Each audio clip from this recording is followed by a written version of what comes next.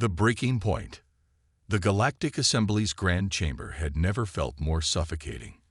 Ambassador Sarah Chen stood at the podium, her dark eyes scanning the vast amphitheater where representatives of over 3,000 civilizations sat in concentric rings that stretched toward a distant ceiling of shifting nebula projections.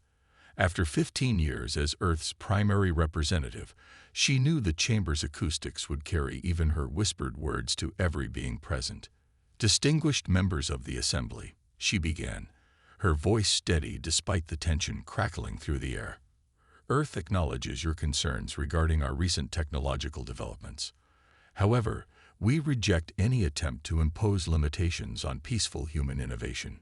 The chamber erupted in a cacophony of translated protests. The Zoraxians' crystalline forms pulsed with angry red light. The Mauritian delegation's tentacles writhed in agitation. But it was High Counselor Vexthor of the Arcturus Confederation whose voice cut through the chaos. Innovation. The ancient being's scales shifted from deep blue to violent purple. Is that what you call the quantum fold drive, or perhaps the consciousness transfer network? Humanity has advanced more in 2 decades than most species do in 2 millennia. The natural order must be preserved. Sarah felt her jaw tighten. The natural order, always their favorite excuse for maintaining control. Humanity had heard similar arguments since first contact 30 years ago, when Earth's nascent warp drive program had attracted the Assembly's attention. They'd expected humans to be grateful for admission into galactic society, to spend centuries slowly climbing the technological ladder under their guidance. Instead, humanity had flourished. Earth's universities had broken through scientific barriers that the Assembly had declared impossible. Human artists had created works that moved alien beings to tears. Earth's diplomatic corps had resolved conflicts that had raged for generations. And now, the old powers were terrified. The natural order, Sarah replied, her voice cutting through the chamber like a blade, is not static. Evolution, whether biological or technological, is the only constant in this universe. Humanity will not apologize for our drive to improve, to innovate, to push boundaries. A new voice joined the debate, one that sent chills down Sarah's spine. Supreme Arbiter Nixus, the eldest of the Eternal Collective, rose from their seat at the highest tier. Their consciousness, housed in an ancient mechanical form, had guided the Assembly for over 10,000 years. Ambassador Chen, Nixus's synthesized voice resonated with artificial harmonics. Your species' potential is not in question. It is the speed of your advancement that concerns us. There are elements within the Assembly who believe more direct intervention may be necessary. The threat hung in the air like poison. Sarah's mind raced to the encrypted message she'd received that morning from Earth's intelligence service. Unusual movements of Assembly peacekeeping fleets. Strange energy signatures near Earth's outer colonies. They'd hoped diplomacy could prevent what was coming, but now. Supreme Arbiter. Sarah's voice remained diplomatic, but her words carried steel. Let me be absolutely clear. Any intervention in Earth's affairs will be considered an act of war. We have chosen peace and cooperation, but do not mistake that choice for weakness. The chamber fell silent.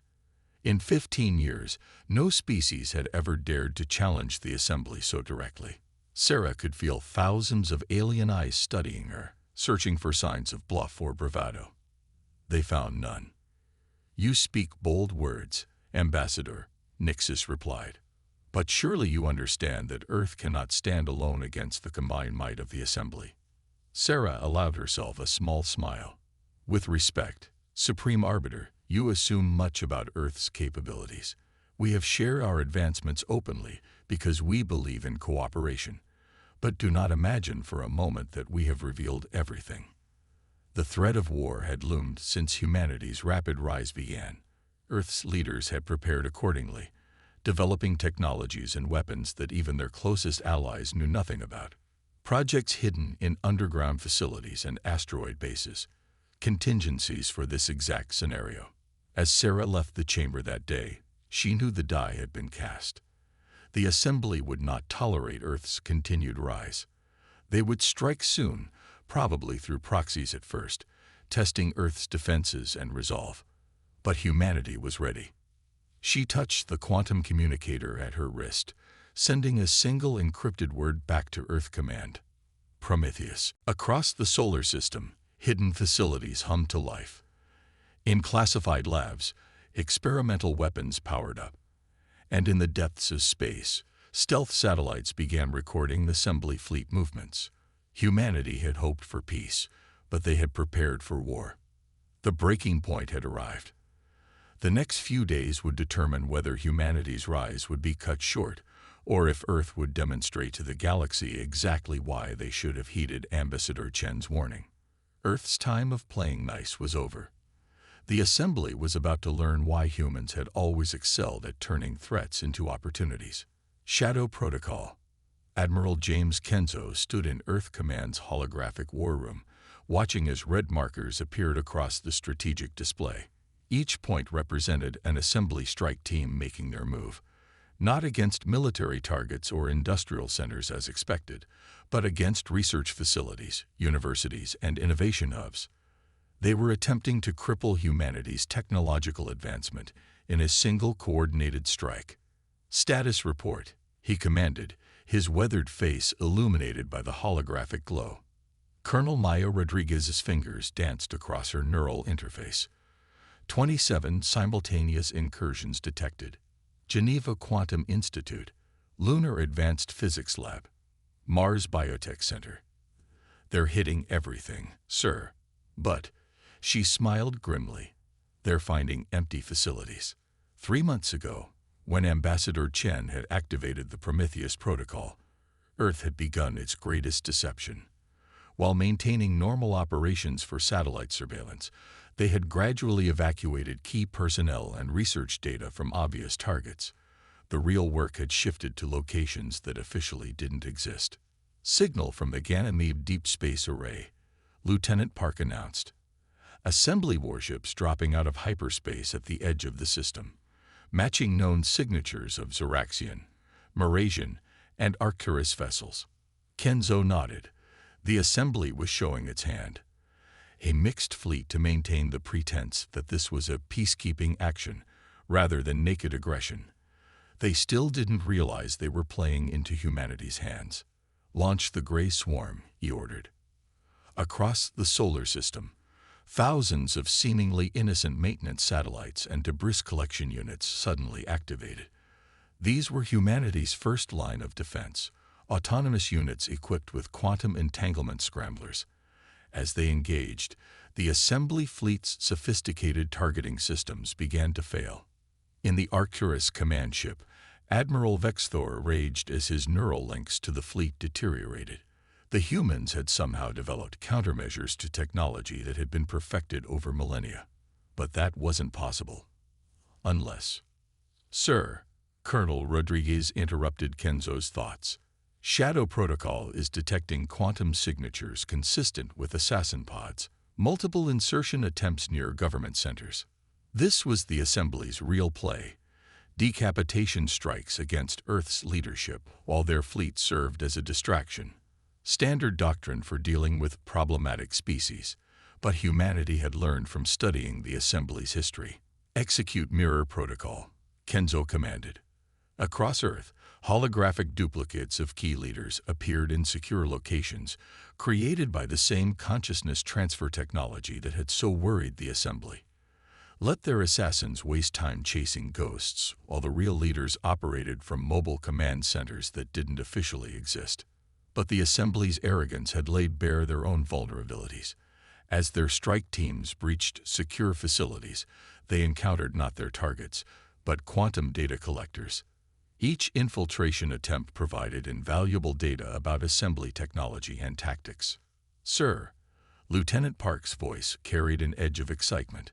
Project Oracle is reporting successful penetration of Assembly quantum networks. We're reading their entire BattleNet. This was humanity's true advantage. While the Assembly had focused on restricting human advancement, Earth had developed in directions they hadn't considered possible. The quantum fold drive wasn't just for transportation. It had allowed humanity to crack the assembly's secure communications. "They're realizing something's wrong," Colonel Rodriguez reported. "Assembly strike teams are attempting emergency extraction. Their fleet is moving to attack positions." Admiral Kenzo allowed himself a small smile. "Activate the Lazarus Protocol. Let's show them what humanity has been keeping in reserve." Throughout the solar system, hidden facilities began to power up. What the assembly was about to witness would rewrite their understanding of human capabilities. They had assumed Earth's rapid advancement meant they had rushed ahead recklessly. They were about to learn that humanity had been far more methodical than anyone suspected. The real question wasn't whether humanity could stand against the assembly. The question was whether the assembly was prepared for what humanity was about to unleash. They had pushed Earth to this point, never realizing they were dealing with a species that had spent 30 years preparing for this exact scenario. "All stations," Kenzo's voice carried the weight of command. "Execute Omega Contingency. Authorization Kenzo Alpha 7 Delta." Across quantum channels, acknowledgments flooded in. Humanity's hidden fleet was about to reveal itself, and with it, technologies that would shake the assembly's understanding of what was possible. The Shadow War was about to become very, very real. The assembly had tried to strike from the shadows, but they were about to learn that humanity had mastered darkness long ago. And in that darkness, they had built something that would change the galaxy forever. Operation Legacy. Deep beneath Europa's ice sheets, Dr. Elena Santos stood before humanity's greatest secret.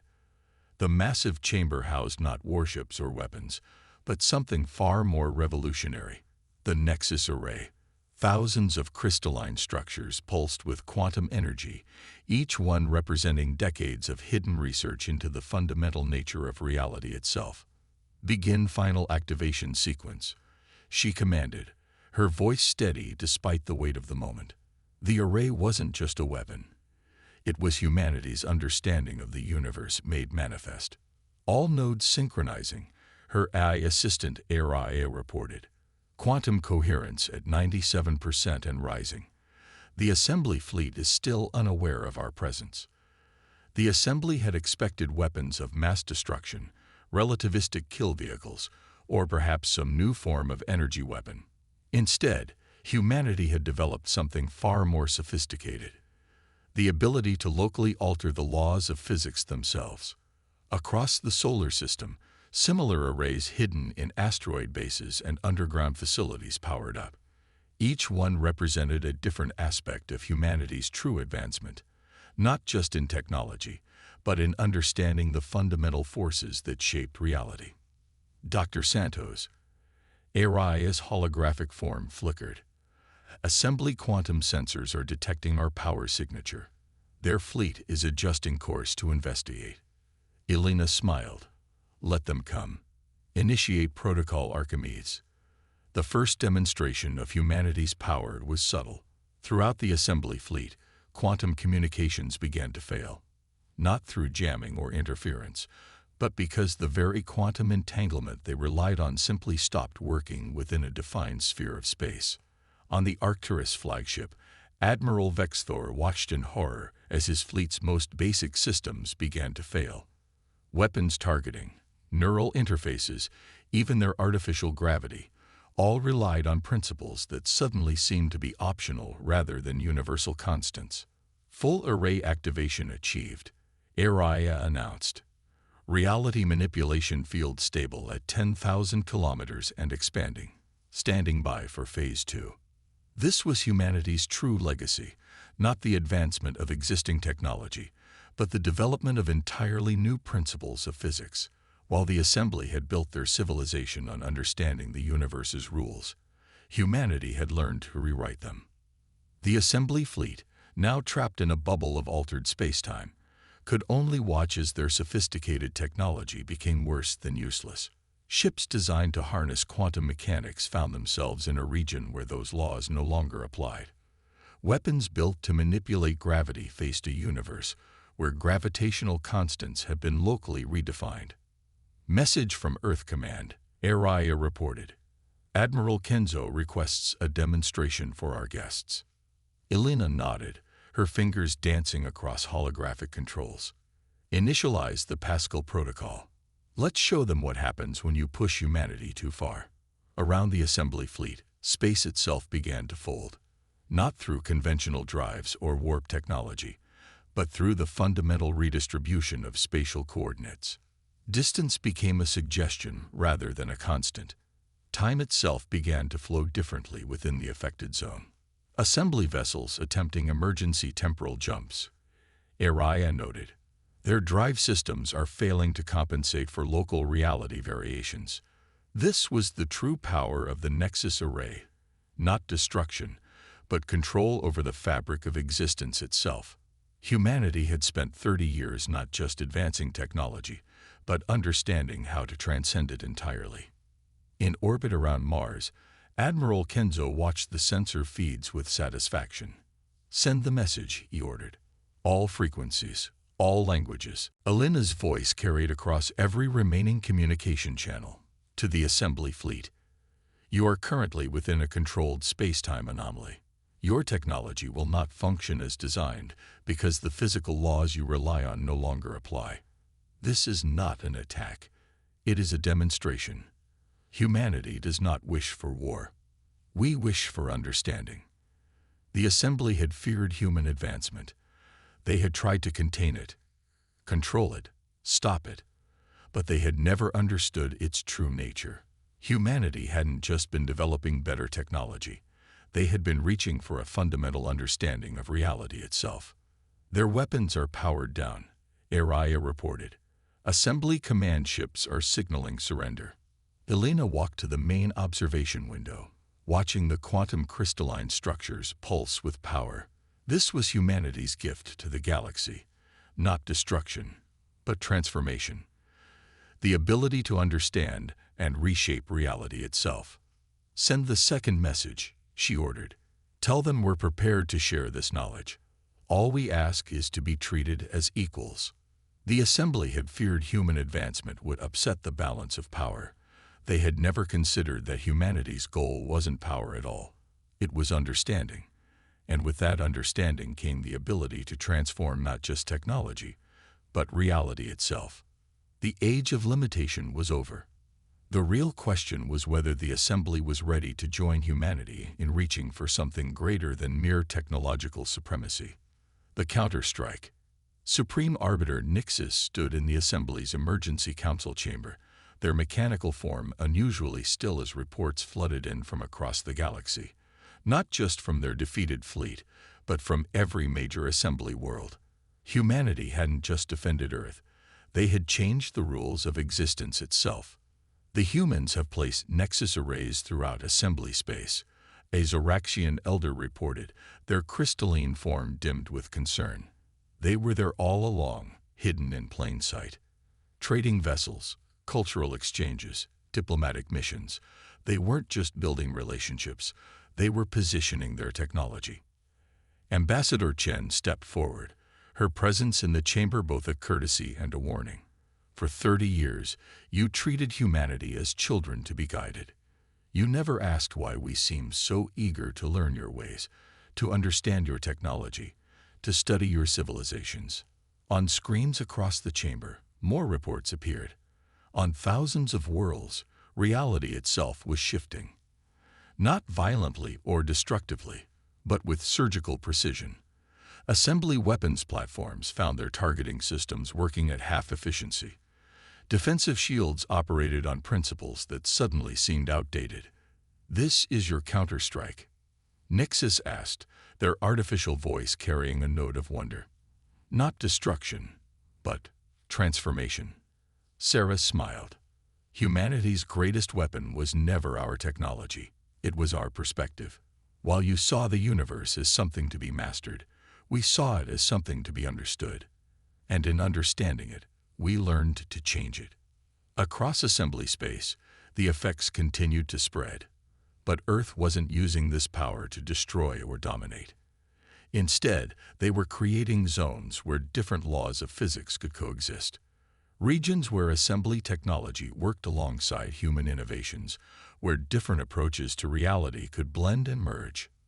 The Mauritian Defense Fleet reports their quantum drives are operating at 200% efficiency, a junior counselor announced, confusion evident in their voice.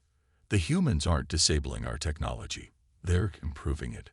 Consider it a demonstration, Sarah explained. Earth doesn't want to rule the assembly.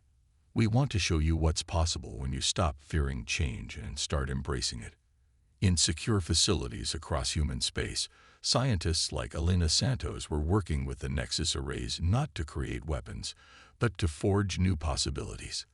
They were showing the galaxy that reality itself was more flexible, more wonderful than anyone had imagined.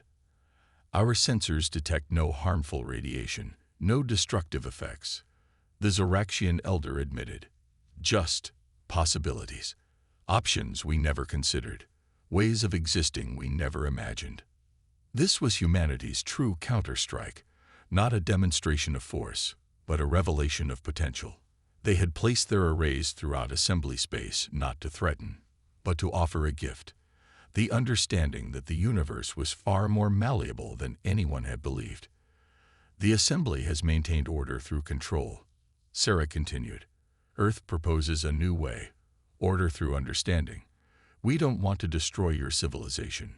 We want to help it evolve. On world after world, people were discovering that technology they had relied on for millennia could work in new ways. Quantum communications became clearer. Energy systems became more efficient. Even the artificial beings that some species had become found themselves able to perceive reality in new ways. You could have used this power to destroy us, Nixus observed. Instead, you use it to teach. Destruction is easy, Sarah replied. Creation, true creation, the kind that opens new possibilities. That's the real challenge. That's what humanity has always strived for. The assembly members watched in growing wonder as their sensors showed the effects spreading. Humanity hadn't just developed a new technology. They had fundamentally changed how civilization itself could function. They had taken the assembly's fear of change and transformed it into an opportunity for growth. We offer you a choice, Sarah's voice carried across the chamber. Continue to resist change and progress, or join us in exploring what's really possible. Earth doesn't want subjects or servants. We want partners in understanding the true nature of reality. The chamber fell silent as the implications became clear. Humanity's counterstrike wasn't an attack. It was an invitation, an offer to transform fear into curiosity, resistance into cooperation, limitation into possibility. The age of rigid control was ending. In its place, a new era was beginning, one where the very nature of reality itself was not a constraint to be accepted, but a canvas to be explored. New dawn. 1 year after humanity's revelation of the Nexus arrays, the Galactic Assembly chamber had transformed. Where once delegates sat in rigid hierarchical rings, now they gathered in flowing, organic patterns that shifted as naturally as thought itself. The chamber itself existed in multiple states simultaneously, a physical space, a quantum realm, and something entirely new that humanity had helped create. Ambassador Chen sat beside Supreme Arbiter Nixus, watching as representatives from across the galaxy demonstrated their own adaptations of human reality-shaping technology. The Zoraxians had learned to crystallize possibility itself, creating structures that existed in multiple physical states. The Mauritians had developed ways to communicate through quantum probability waves, sharing not just thoughts but entire perspectives simultaneously. Did you plan for this outcome? Nixus asked, their mechanical form now augmented with human quantum interfaces. When you placed the arrays throughout our space, Sarah smiled. We hoped. Humanity's greatest strength isn't our technology or even our understanding of physics. It's our ability to imagine something better and work toward it, even when others think it's impossible. The assembly had changed profoundly. No longer a body focused on maintaining stability through control, it had become an engine of cooperative innovation. Species that had once competed now collaborated, combining their unique perspectives to explore the expanded boundaries of reality. Report from the Arcturus Research Coalition, a young human scientist announced. They've successfully merged their ancestral consciousness technology with our reality manipulation fields. They can now explore not just alternative physical laws, but alternative histories and possibilities. This was the true dawn that humanity had worked toward. Not domination or even mere cooperation, but a fundamental reshaping of how intelligent life could interact with reality itself. The arrays had been just the beginning. Tools to show what was possible when you stopped accepting limitations. The Eternal Collective has proposed a new initiative, Colonel Rodriguez, now Earth's chief of scientific liaison, reported. They want to establish joint research centers in every major system, combining their millennia of experience with humanity's innovative perspective. Where once there had been fear of human advancement, now there was enthusiasm for collaboration. Species that had spent eons mastering the universe's laws now worked alongside humans to understand how those laws could be reshaped, combined, and transcended. The children of Earth have taught the elders of the stars how to be young again, Nixus observed, their synthetic voice carrying genuine warmth. We had forgotten what it meant to look at the universe with wonder rather than certainty. Across the galaxy, the effects of this transformation were spreading. Worlds that had once been locked in resource conflicts found they could reshape local physics to create what they needed. Species that had been limited by their biological nature discovered ways to transcend those limitations while maintaining their essential identity. New contact from the galactic core, an aide announced. Ancient automated systems are responding to our quantum signatures. They're asking to learn. This was perhaps humanity's greatest victory, not just changing the present, but awakening the past and opening doors to the future. Artifacts and entities that had slumbered for millions of years were stirring, drawn to the new possibilities that Earth had helped create. We're receiving requests from 37 previously uncontacted civilizations, Colonel Rodriguez added. They've been watching us, waiting to see if we would use our power for dominance or illumination. Sarah stood, addressing the chamber. This was always humanity's dream, not to conquer the stars, but to dance with them. Not to master reality, but to understand it deeply enough to show it new ways to exist. The chamber hummed with possibility. Representatives from thousands of worlds, some physical, some digital, some existing in states that had no name, all united in exploration and discovery. The rigid hierarchy of the old assembly had given way to something far more beautiful, a cooperative network of civilizations, each contributing their unique perspective to the greater whole. The question was never whether humanity was advancing too quickly, Sarah continued. The question was whether the galaxy was ready to advance with us. Today, we have our answer. Around her, reality itself seemed to pulse with potential. The arrays had shown what was possible, but it was the combined creativity and wisdom of thousands of species that was truly reshaping existence. Humanity had lit the spark, but the galaxy itself had caught fire with possibility. This was the new dawn, not an age of human dominance, but an era of universal transcendence. The assembly had feared human advancement would upset the balance of power. Instead, it had shown everyone that true power lay not in control, but in the courage to imagine and create something entirely new. The stars themselves seemed brighter now, as if responding to the expanded consciousness of those who studied them. Humanity had given the galaxy more than new technology. They had given it new dreams. And in those dreams lay the seeds of realities yet to be born.